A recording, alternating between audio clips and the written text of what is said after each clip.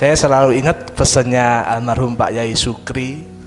Itu kan kalau kamu jadi orang itu harus berjuang keras, berdoa keras, dan bersabar keras. Lah orang itu kan diuji dengan berbagai macam hal. Ada yang bilang orang itu diuji dengan kekayaan, namanya istidraj. Ada yang diuji dengan kemiskinan. Ada yang diuji dengan tidak punya anak. Ada nabi yang diuji dengan musibah yang beruntun seperti Nabi Ayub. Beliau itu ditinggal mati anak-anaknya, ditinggal istrinya, harta kekayaannya hilang, terus kena penyakit kulit hampir 10 tahun. Itu kalau yang jadi saya itu mudah bunuh diri itu. Tapi bagaimana Nabi Ayub itu selalu bisa bersabar itu kan luar biasa. Bagaimana orang itu bisa selalu husnuzan sama Allah. Jadi kalau perjuangan kita dibandingkan orang-orang dulu itu kan belum ada apa-apanya. Maka ada orang yang sama Allah itu diberi kelebihan kedudukan tinggi. Ada juga yang dia itu tidak terkenal di kalangan sahabat, tapi dia itu terkenal oleh Allah. Kan sering kita dengar, mungkin pernah dengar namanya Uwais Al-Qarni itu, yang masyhur sekali. Ketika Umar itu dipesani Nabi, Umar enek sahabat namanya, bukan sahabat, dia tidak pernah ketemu Nabi soalnya. Kalau ada orang namanya Uwais Al-Qarni, kalau dia datang ke sini, mintalah doa ke dia, karena Allah itu malu kalau tidak mengabulkan doanya.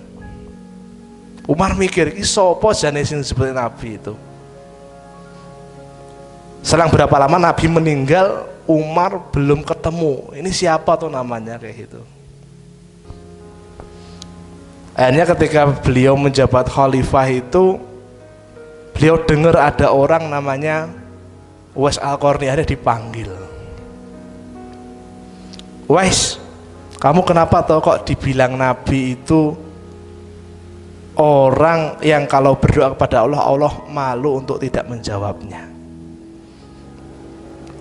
Akhirnya Uwais cerita, dulu ketika saya di Yaman, ada seorang sahabat Nabi bernama Mu'az bin Jabal. Itu sahabat Nabi di Madinah, disuruh ke Yaman buat mengajarkan Islam.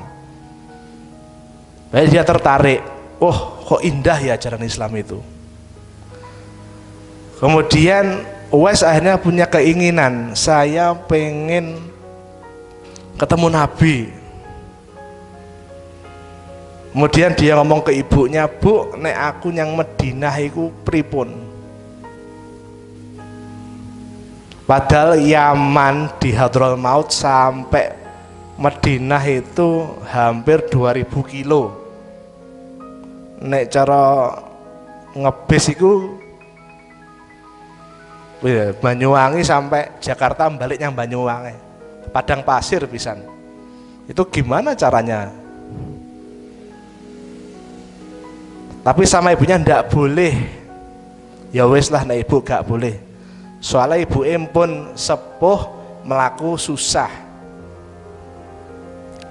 Tapi selang berapa lama akhirnya nggak tahan. Ya wes lah, nek kayak gitu ibu tak bawa sekalian ke Mekah. Lah piye gawane? Tak gendong, beyah gendong ibu 2000 kilo itu kayak apa rasanya? Tapi Uwais Al-Qarni belajar, berarti dia itu beli anak sapi. Berarti tiap ngambil air itu dia gendong anak sapi sampai berapa lama?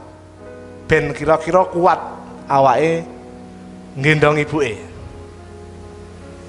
Sapine gede, didol nggih sangu.